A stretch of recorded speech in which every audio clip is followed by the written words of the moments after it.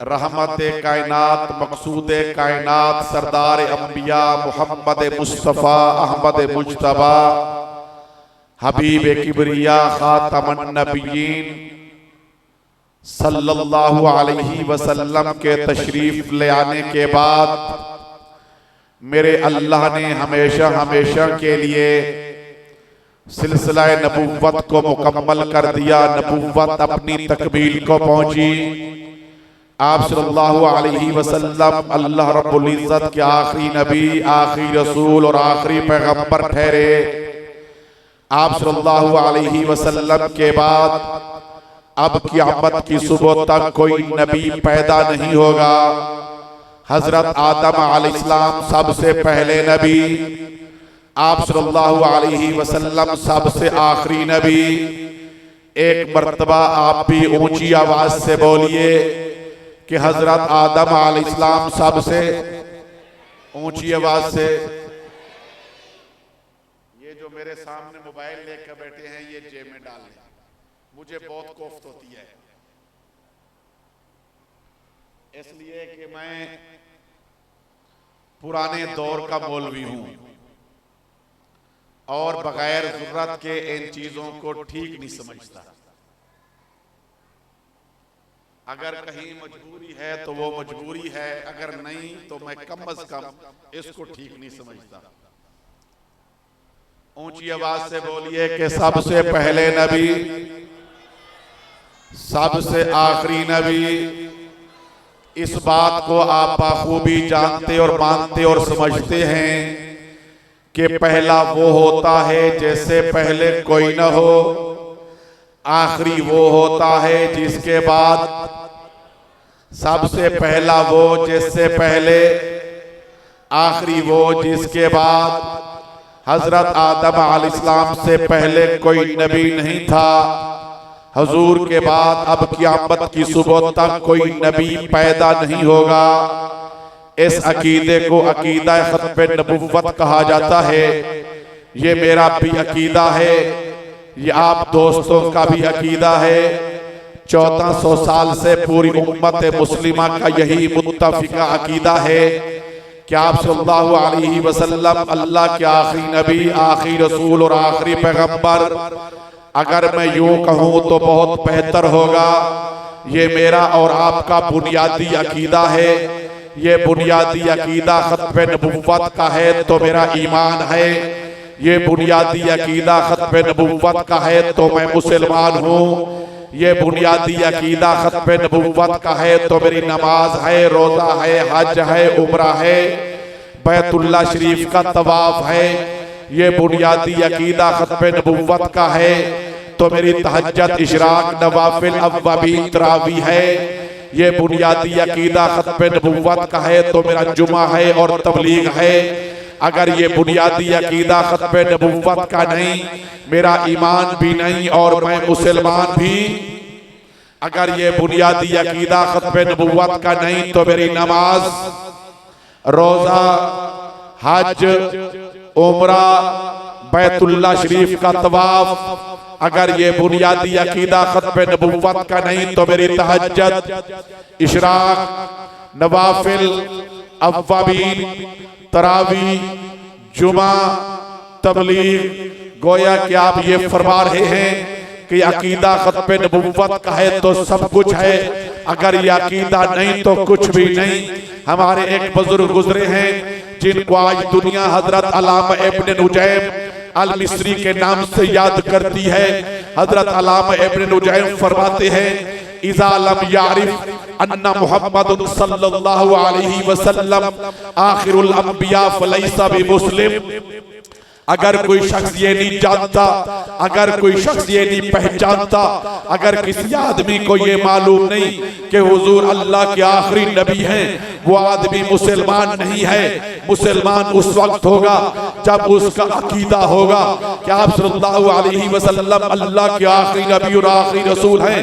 अगर ये अकीदा है तो मुसलमान है, ये अकीदा नहीं तो मुसलमान नहीं। अगर कोई आदमी ये नहीं जानता कि हुजूर अल्लाह के आखिरी नबी वो मुसलमान नहीं। अगर किसी आदमी को ये पता नहीं कि हुजूर अल्लाह के आखिरी नबी, वो मुसलमान नहीं।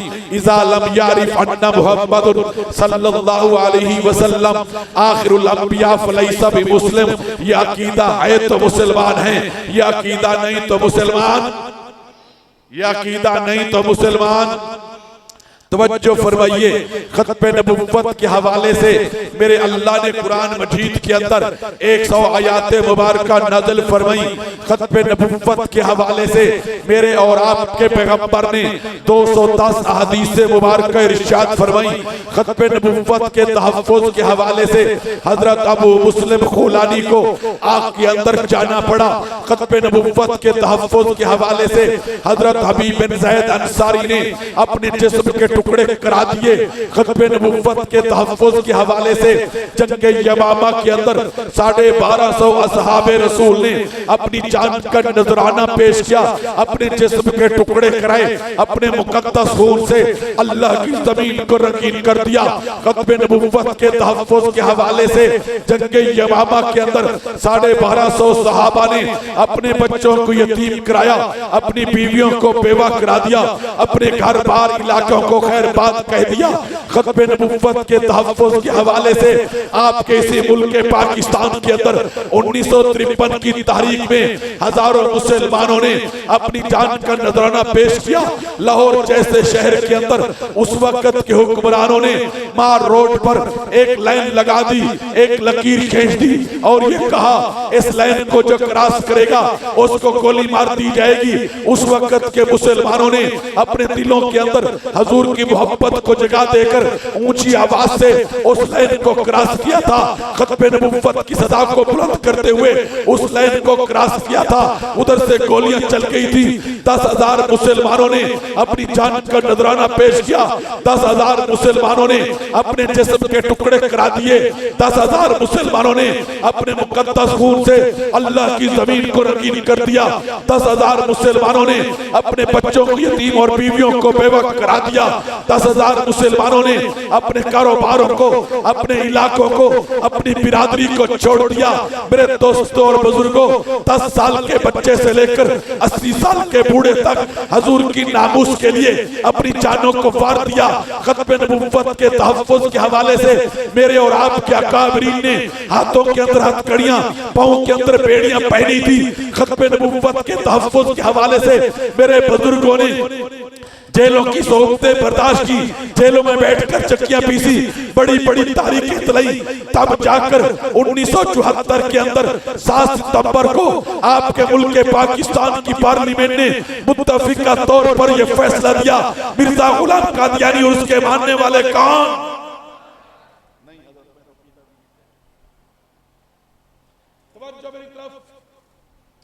पार्लियामेंट ने क्या फैसला दिया कि मिर्जा कादियानी उसके मानने वाले कौन।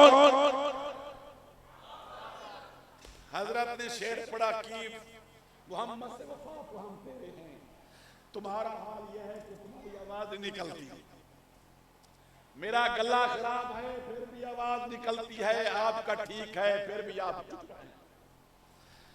मैं सोच रहा था जब आप बोलेंगे आपकी आवाज कम अज कम जनाब नगर के दरो दीवार को टकराएगी, लेकिन आपकी आवाज तो खैर से मस्जिद से बाहर नहीं जा रही। क्या हो गया आप लोगों को? आप यहां बोलेंगे आपकी हाजिरी हुजूर के रोजे पे लगेगी, मेरे नबी की रूह अक़दस भी खुश हो जाएगी। आज फिरोज बटवा के गयूर मुसलमान जामे मस्जिद के अंदर अपनी मोहब्बत, उल्फत और प्यार के साथ मेरा कलमा पढ़ने वाले मेरे दीवाने और आशिक और परवाने अपनी ज़बान हाल से इस बात का इकरार कर रहे हैं जो हुजूर का नहीं वो हमारा नहीं।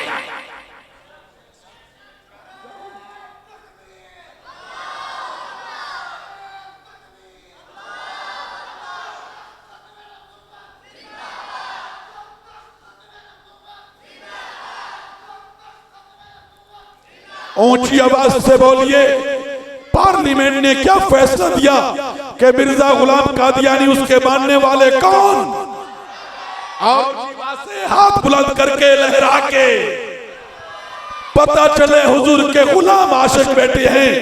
पार्लियामेंट ने क्या फैसला दिया कि मिर्जा कादियानी उसके मानने वाले कौन? मिर्जा मलून। जिस मिर्जा मलून ने एक दावा ये किया कि क्या दावा किया?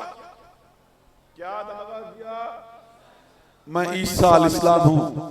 मेरे हुजूर ने फरमाया, तवज्जो मेरी तरफ, मेरे हुजूर ने फरमाया इन्ना ईसा लम यमूत। हुजूर ने क्या फरमाया? इन्ना ईसा, हजरत ईसा अलैहिस्सलाम अभी फौत नहीं हुए। हुजूर ने फरमाया हजरत ईसा अलैहिस्सलाम अभी फौत, सारे बोलो, सारे ऊंची आवाज से, हजरत ईसा अलैहिस्सलाम अभी फौत। एक दूसरी रिवायत के अंदर मेरे हुजूर ने फरमाया वल्लज़ी नफ्सी बियदी, कसम उस जात की जिसके कब्जे में मेरी जान है, ईसा बेटा मरियम का जिंदा है। ईसा बेटा मरियम का, सारे बोलो ईसा बेटा मरियम का। हुजूर ने फरमाया ईसा अलैहिस्सलाम अभी फौत, अगर फौत नहीं हुए, हुजूर ने फरमाया ईसा अलैहिस्सलाम फौत, तो फिर हैं कहां पे?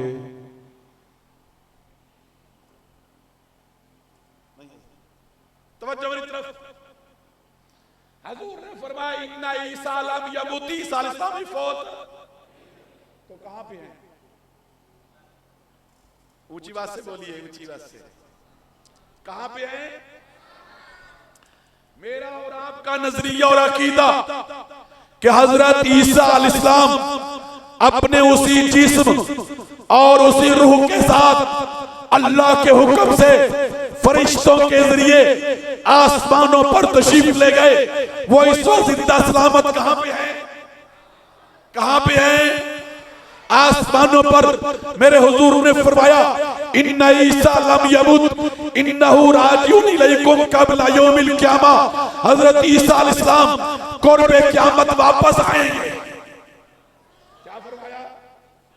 क़ुर्बे क़यामत वापस आएंगे। मेरे हुजूर ने फरमाया हजरत ईसा अलैहिस्सलाम दमिश्क की जामे मस्जिद के शर्की मीनारे पर हजरत ईसा अलैहिस्सलाम का नज़ूल होगा। मीनार से सीढ़ी के जरिए नीचे मस्जिद के अंदर तशरीफ लाएंगे। जब ईसा अलैहिस्सलाम मस्जिद के अंदर तशरीफ लाएंगे, नमाज का वक्त हो चुका होगा, सफे बज चुकी होगी, इकामत कही जा रही होगी। नमाज पढ़ाने के लिए हजरत इमाम मेहदी मुसल्ले पर तशरीफ ला चुके होंगे। हजरत इमाम मेहदी मुसल्ले पर खड़े होंगे। हजरत ईसा अलैहिस्सलाम पीछे मस्जिद के अंदर तशरीफ लाएंगे। हजरत इमाम मेहदी मुसल्ला छोड़ देंगे ताकि अब नमाज हजरत ईसा अलैहिस्सलाम पढ़ाएंगे। हजरत ईसा अलैहिस्सलाम आगे बढ़ेंगे। हजरत इमाम मेहदी को पकड़कर मुसल्ले पे खड़ा करते हुए फरमाएंगे, आई इमाम मेहदी आज नमाज आप पढ़ाएंगे, मैं ईसा आपके पीछे नमाज पढ़ूंगा। आपके पीछे नमाज पढ़कर हुजूर की पूरी उम्मत को ये पैगाम दूंगा, आज ईसा अलैहिस्सलाम अपनी नबूवत लाने के लिए नहीं आया, बल्कि हुजूर की नबूवत की गुलामी, बल्कि आज ईसा अलैहिस्सलाम अपनी नबूवत चलाने, बल्कि हुजूर की नबूवत की गुलामी करने के लिए आया है। मेरे हुजूर ने फरमाया, मेरे हुजूर ने फरमाया हजरत ईसा अलैहिस्सलाम आएंगे। आप भी बोलो हजरत ईसा अलैहिस्सलाम, ऊंची बात से, ईसा अलैहिस्सलाम आएंगे। वापस आकर मेरे हुजूर ने फरमाया 40 या 45 साल यहां जिंदगी गुजारेंगे। हजरत ईसा अलैहिस्सलाम की शादी भी होगी, हजरत ईसा अलैहिस्सलाम के बच्चे भी होंगे। 45 साल बाद जब फौत होंगे, हजरत ईसा अलैहिस्सलाम की तदफीन हुजूर ने फरमाया मदीना तय्यबा रोज़े रसूल में होगी। ऊंची बात से और ऊंची बात से बोलिए। मिर्जा मलून बदबख्त, बदनसीब, बदशक्ल, बदनस्ल, ये कहता है हजरत ईसा अलैहिस्सलाम फौत हो गए हैं, उनकी कब्र कश्मीर के अंदर है। जिस ईसा अलैहिस्सलाम ने आना था वो मिर्ज़ा गुलाम कादियानी की शक्ल में आ गया है।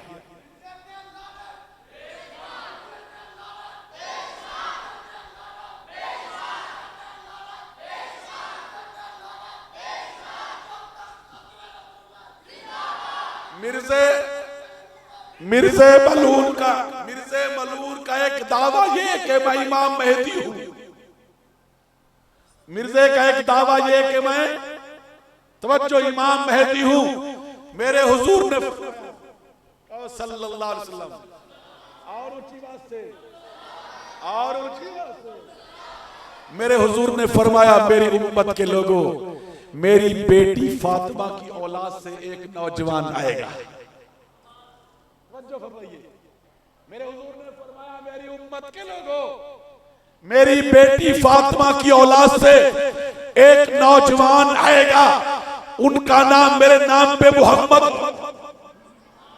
उनका नाम मेरे नाम पे, उनकी अम्मा का नाम मेरी अम्मा के नाम पे आमना होगा। उनके अब्बा का नाम मेरे अब्बा के नाम पे अब्दुल्ला होगा। वो बैतुल्लाह शरीफ का तवाफ कर रहे होंगे। 40 अब्दाल इनको पहचानेंगे, आगे बढ़कर इनकी बैत करेंगे। शाम से एक काफिला हजरत इमाम मेहदी के खिलाफ जंग करने के लिए चलेगा। वो मक्का और मदीना के दरमियान जब पहुंचेगा, जमीन फटेगी, ये सारा काफिला जमीन में दस जाएगा, ऊपर जमीन बराबर हो जाएगी। हजूर ने फरमाया, एक नौजवान आए,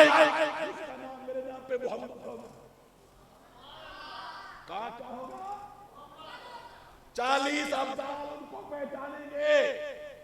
वो फरमाए कि आ गए इमाम मेहदी। मिर्जा मलून कहता है, मैं इमाम मेहदी मैं हूं। हजूर ने क्या फरमाया, उनका नाम क्या होगा? इसका नाम गुलाम अहमद, उनकी वालदा का नाम, इसकी मां का नाम चिराग बीबी, उनके अब्बा का नाम, इसके बाप का नाम गुलाम मुर्तजा। वो कहां पहचाने जाएंगे? बैतुल्लाह शरीफ का तवाफ करते हुए। इसको कभी मक्का की हवा भी नसीब। मिर्ज़े मलून का एक दावा ये कि मैं खुद मोहम्मद रसूलुल्लाह।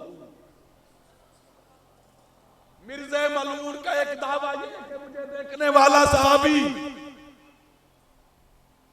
मिर्ज़े मलून का एक दावा ये कि मेरी बीवी उम्मुल मोमिनीन।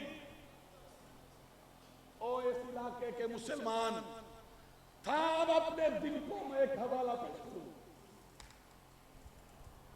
मिर्ज़े मलून ने शादी की नुसरत जहां से।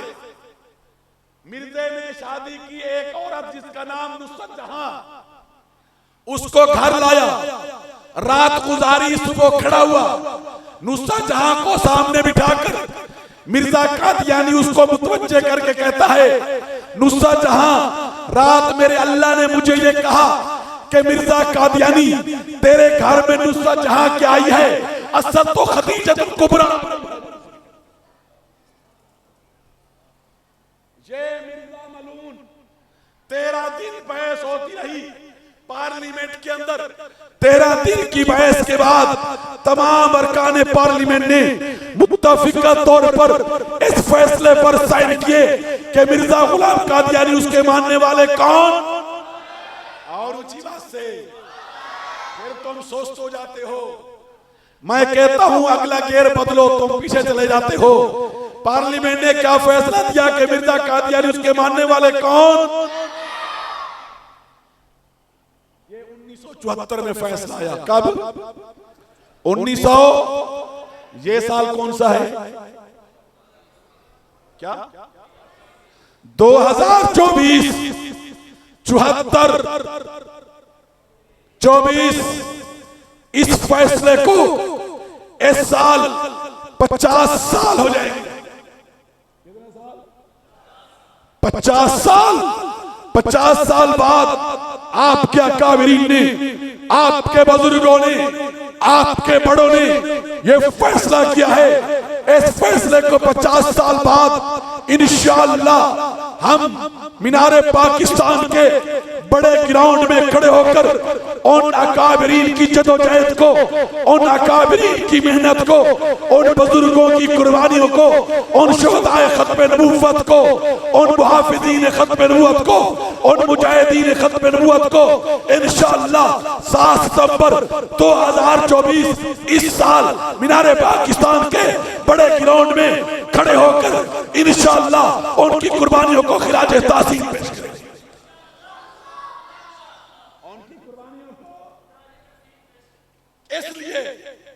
कि मेरे बड़ों की कुर्बानियों की एक लंबी दास्तान और तारीख है।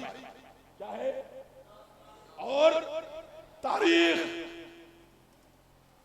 कौमें वही जिंदा रहा करती हैं जो अपनी तारीख को याद रखती हैं। जो कौमें अपनी तारीख भूल जाएं वो कौमें मुर्दा हुआ करती हैं, वो कौमें कभी जिंदा नहीं। एक वाकया मेरे दिमाग में घूमने लगा, अगर इजाजत हो। एक आदमी गुजरा है, बहुत मालूमात होंगी आपको। एक आदमी गुजरा है, उस आदमी का नाम है मुख्तार मसूद। क्या नाम है? मुख्तार मसूद। मुख्तार मसूद ने किताब लिखी, उस किताब का नाम रखा आवाज़े दोस्त। आवाज़े दोस्त। उस अपनी किताब के अंदर मुख्तार मसूद ने अपनी जिंदगी के कुछ पहलुओं पर रोशनी डाली है। वो लिखता है, मैं यूनिवर्सिटी का स्टूडेंट था, मेरा सिलेबस मुकम्मल हुआ, डिग्रियां तकसीम करने का वक्त आज पहुंचा, स्टेज लगाया गया, कुर्सियां लगाई गई, मेहमानों को ले आकर स्टेज पर बिठाया, स्टूडेंट कुर्सियों पर बैठे। एक मेहमान खसूसी 10B अंग्रेज को उसको भी स्टेज पर लाया गया। उस 10B ने आकर स्टूडेंट के अंदर डिग्रियां तकसीम की, तकरीब मुकम्मल हुई। 10B अंग्रेज को स्टेज से उतार कर जाकर एक कमरे में बिठाया। स्टूडेंट यूनिवर्सिटी के अपनी डायरियां लेकर उस 10B अंग्रेज से ऑटोग्राफ ले रहे थे। मुझे भी शौक हुआ, मैंने भी अपनी डायरी पकड़ी, अंग्रेज के पास जाता का मैंने उसको कहा, सर मुझे भी ऑटोग्राफ चाहिए।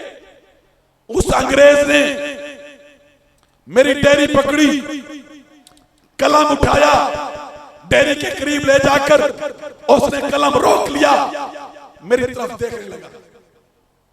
अंग्रेज मेरी तरफ देखने लगा।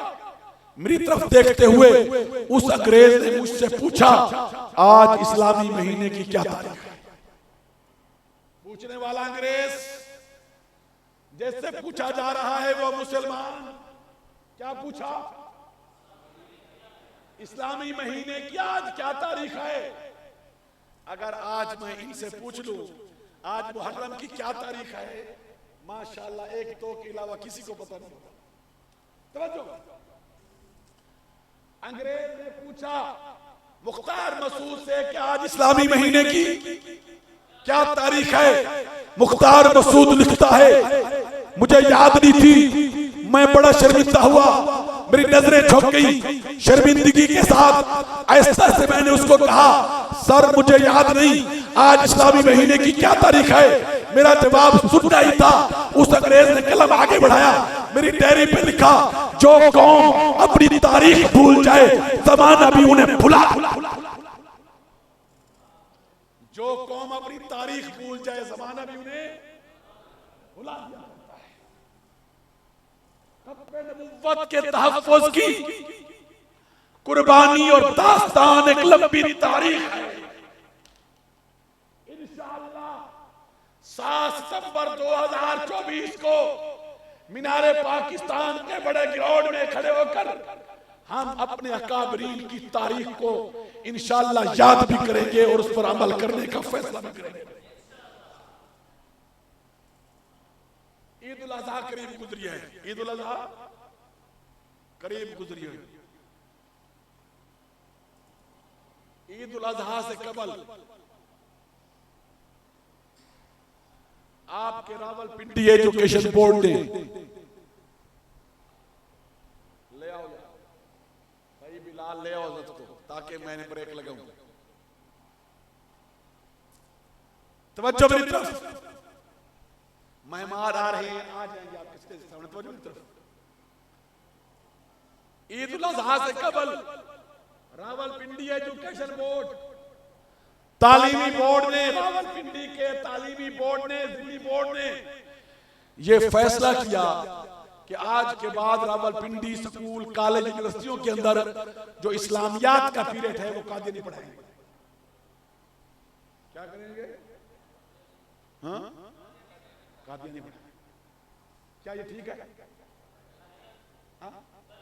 ऊंची बात से बोलना, फिर ऊंची बात से बोलो। ठीक है,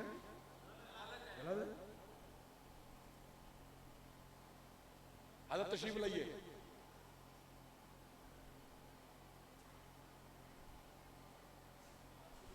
जी आइए आइए।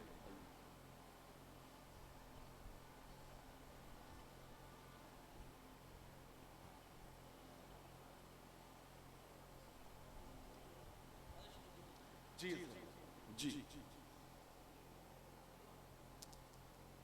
इस्लामियात का पीरियड कौन पढ़ाएंगे?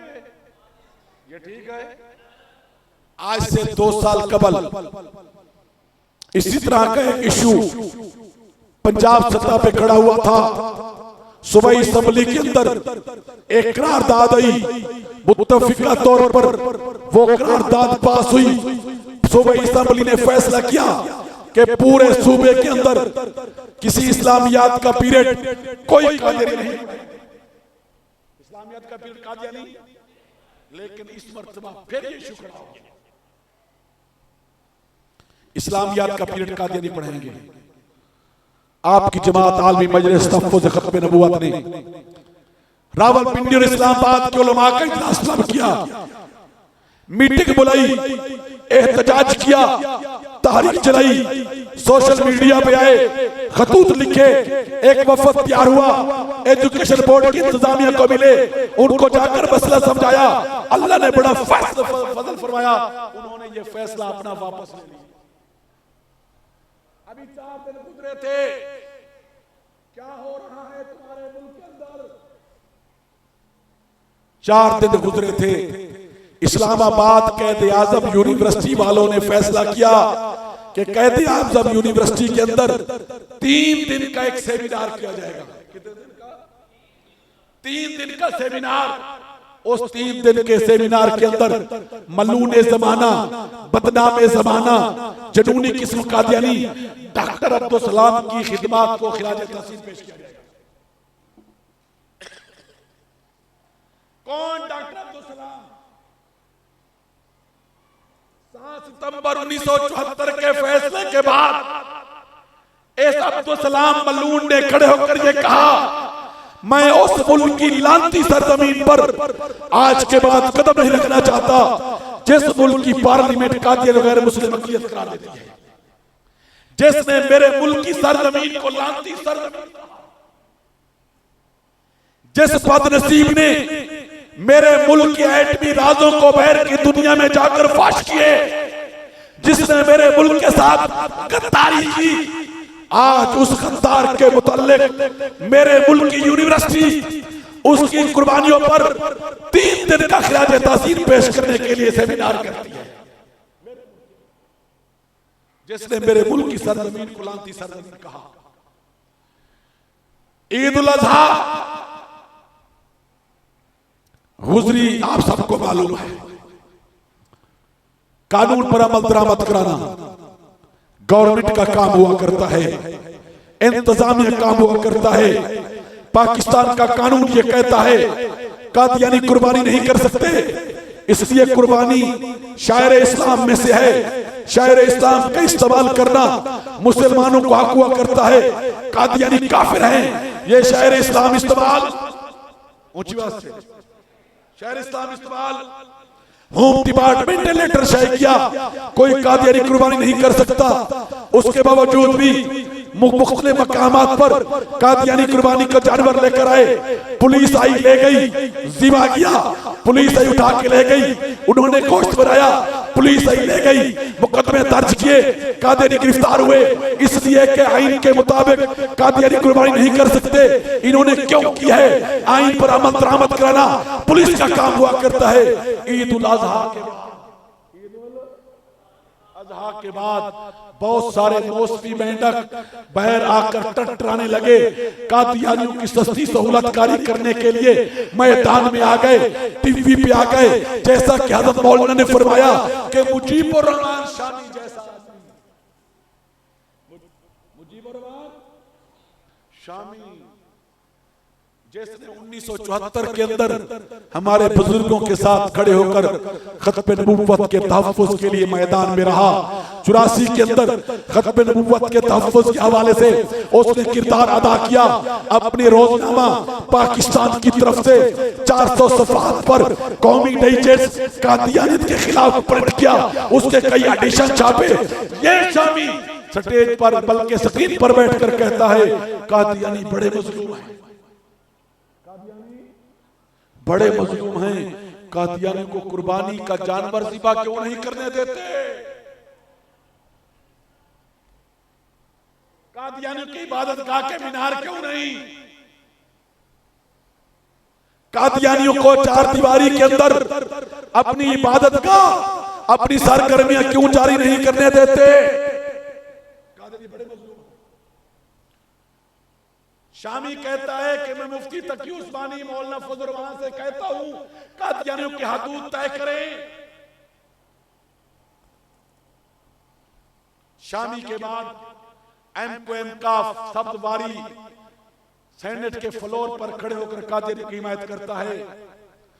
जियो टीवी पर शाहजेब खानजादा आ जाता है।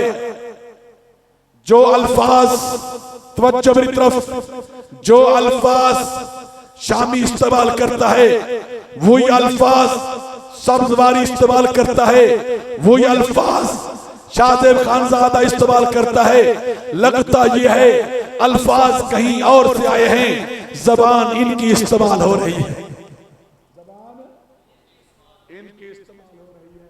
ये क्यों हो रही है? एक फैसला आने वाला था, एक फैसला आने वाला था और वो फैसला कादियानियों की हिमायत में आ रहा था।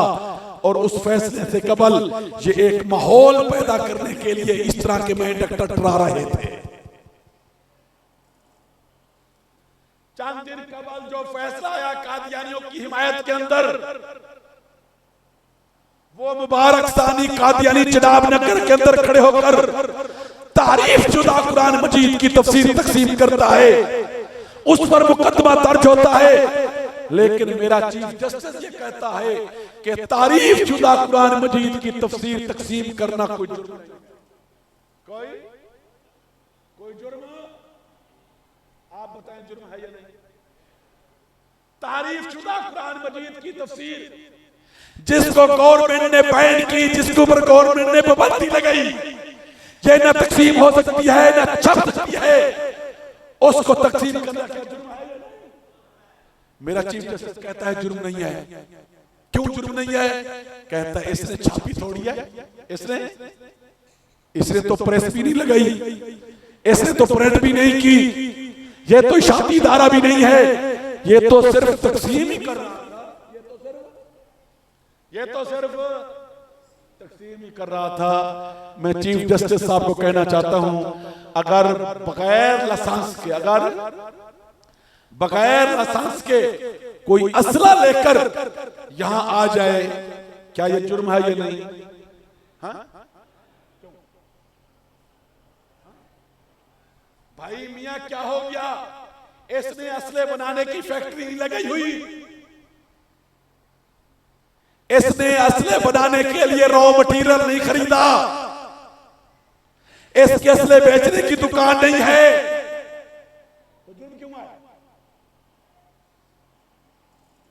ना इसने असले बनाने की फैक्ट्री लगाई है, ना इसने असले बनाने की रॉ मटेरियल खरीदा है, ना इसने असले बेचने की दुकान बनाई हुई है, ये तो सिर्फ उठा के रहा है, तो जुर्म क्यों भाई? अगर तफसीर तकसीम करना जुर्म नहीं तो असला उठाकर फिरना भी जुर्म। जनाब चीफ जस्टिस साहब कौम को किधर लेके जा रहे हैं? चीफ जस्टिस कहता है अगर अवामी सतह पर, बाजार के अंदर, चौक के अंदर, किसी बाजार में गली के नुक्कड़ पर खड़े होकर अगर कोई कादियानी इस्लामी इस्लाहात इस्तेमाल करता है तो जुर्म है, अगर चार दीवारी के अंदर करता है तो कोई जुर्म नहीं। चीफ जस्टिस साहब ये कह रहे हैं कि बाजार के अंदर कादियानी काफिर है और घर के अंदर कादियानी मुसलमान है। बाजार के अंदर कादियानी काफिर है और चार दीवारी के अंदर कादियानी मुसलमान है। जनाब चीफ जस्टिस साहब, जुर्म तो जुर्म होता है, चाहे बाहर हो चाहे अंदर।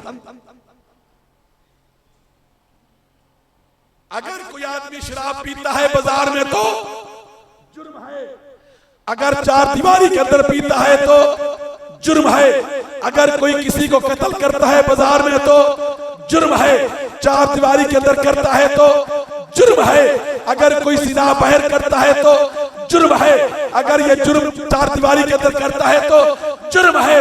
लेकिन मेरा चीफ जस्टिस कहता है बाहर जुर्म है, चार दीवारी के अंदर।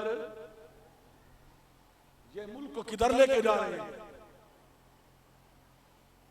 मेरे दोस्तों और बुजुर्गों, इंशाअल्लाह हम इस चीफ जस्टिस के फैसले पर विचार करते हैं, हम इसको मुस्तरद करते हैं, हम इसको मानने के लिए तैयार। ऊंची आवाज से जो कहता है नहीं तो ऊंची आवाज से क्या हम तैयार नहीं हैं। इंशाअल्लाह तैयारी